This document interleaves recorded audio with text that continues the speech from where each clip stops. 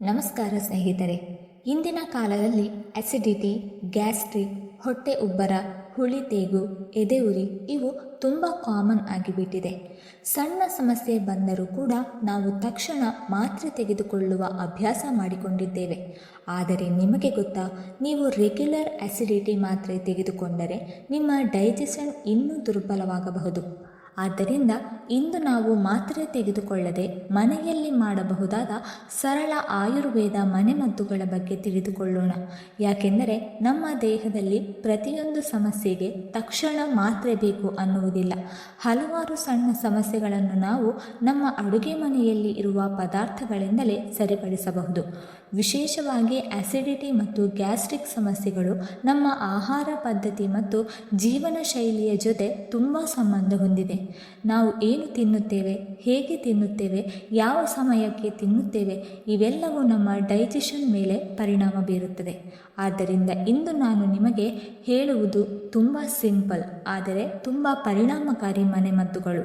ನೀವು ಈ ಸಲಹೆಗಳನ್ನು ಸರಿಯಾಗಿ ಫಾಲೋ ಮಾಡಿದರೆ ನಿಧಾನವಾಗಿ ಅಸಿಡಿಟಿ ಮಾತ್ರೆಗಳ ಅವಶ್ಯಕತೆ ಕಡಿಮೆಯಾಗುತ್ತದೆ. ನಿಮ್ಮ ಡೈಜೆಷನ್ ನ್ಯಾಚುರಲ್ ಸ್ಟ್ರಾಂಗ್ ಆಗುತ್ತದೆ.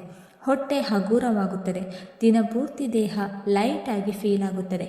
ಸಾಮಾನ್ಯವಾಗಿ ಜನರು ಖಾರ, ಎಣ್ಣೆ ಪದಾರ್ಥ ತಿಂದರೆ ಅಸಿಡಿಟಿ ಬರುತ್ತದೆ ಎಂದುಕೊಳ್ಳುತ್ತಾರೆ. ಆದರೆ ಅದು ಮಾತ್ರ ಕಾರಣವಲ್ಲ.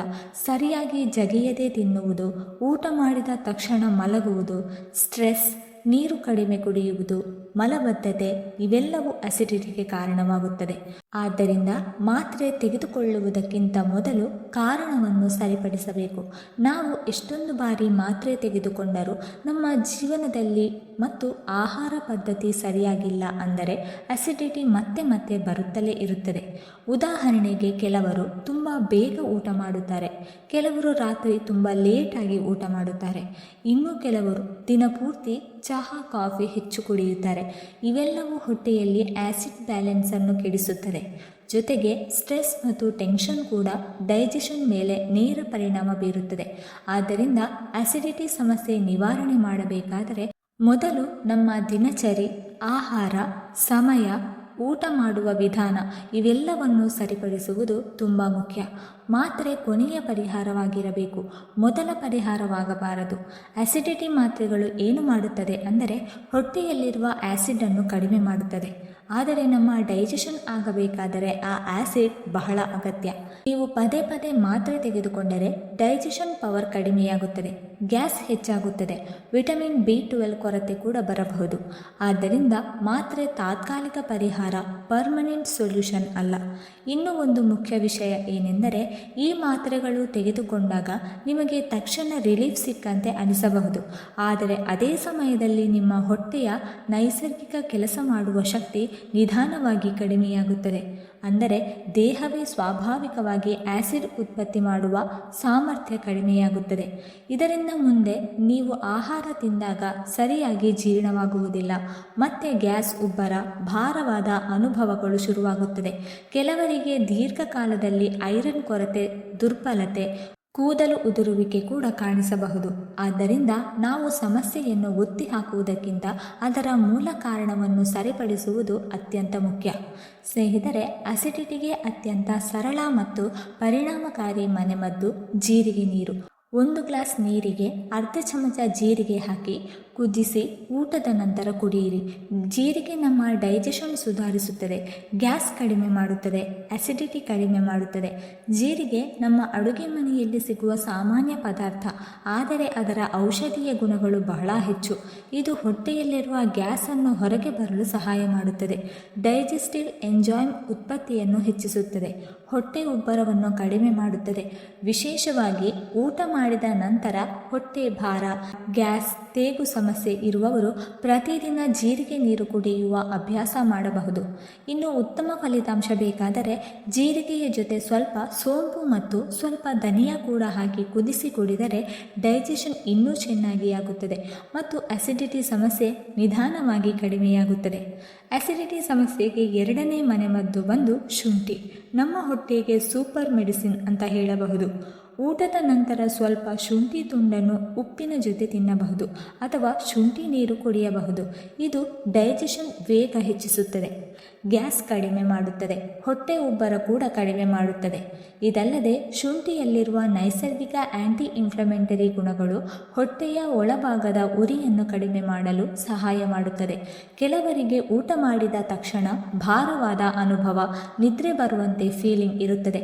ಅಂತಹ ಸಂದರ್ಭಗಳಲ್ಲಿ ಶುಂಠಿ ತೆಗೆದುಕೊಂಡರೆ ಆಹಾರ ಬೇಗ ಜೀರ್ಣವಾಗಿ ದೇಹ ಲೈಟಾಗಿ ಫೀಲ್ ಆಗುತ್ತದೆ.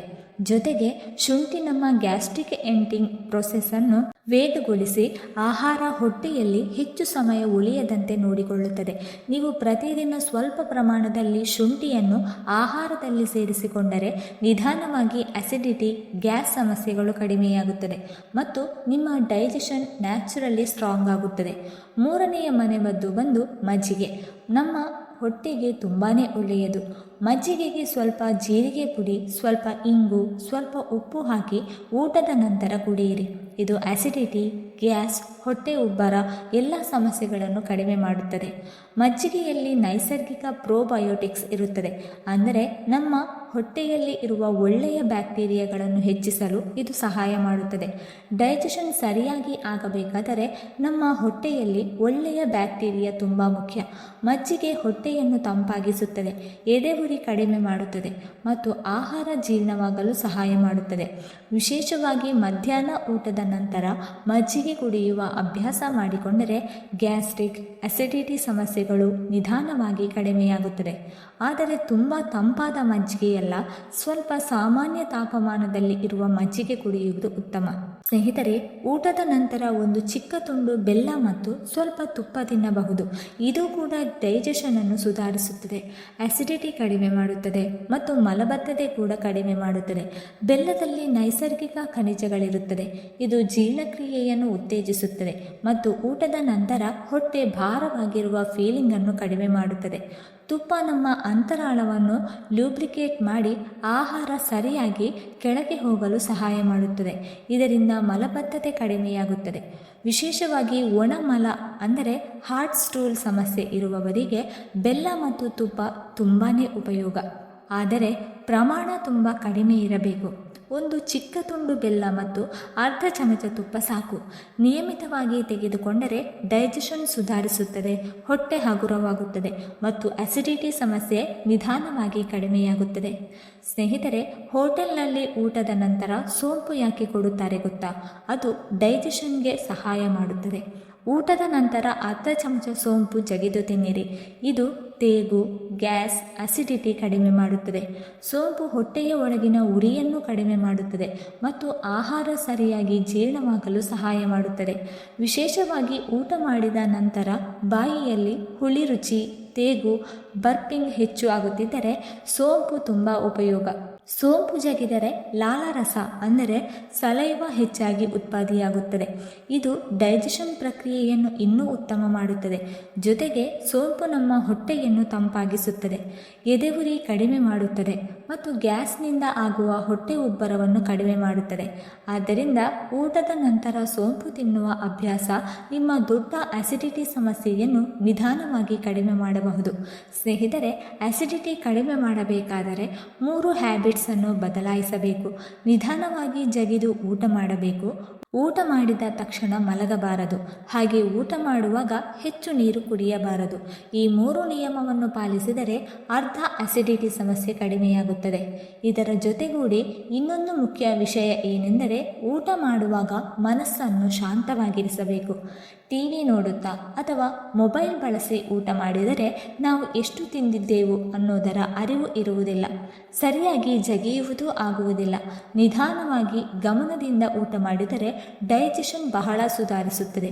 ಹಾಗೆಯೇ ಊಟ ಮಾಡಿದ ನಂತರ ಕನಿಷ್ಠ 10 ರಿಂದ 15 ನಿಮಿಷ ಸಣ್ಣ ವಾಕಿಂಗ್ ಮಾಡಿದರೆ ಆಹಾರ ಬೇಗ ಜೀರ್ಣವಾಗುತ್ತದೆ ಮತ್ತು ಗ್ಯಾಸ್, ಉಬ್ಬರ ಸಮಸ್ಯೆಗಳು ಕಡಿಮೆಯಾಗುತ್ತದೆ.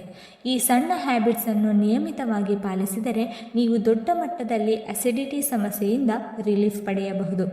ಸ್ನೇಹಿತರೆ, ತುಂಬ ಜನ ಊಟ ಮಾಡುವಾಗಲೇ ಹೆಚ್ಚು ನೀರು ಕುಡಿಯುತ್ತಾರೆ.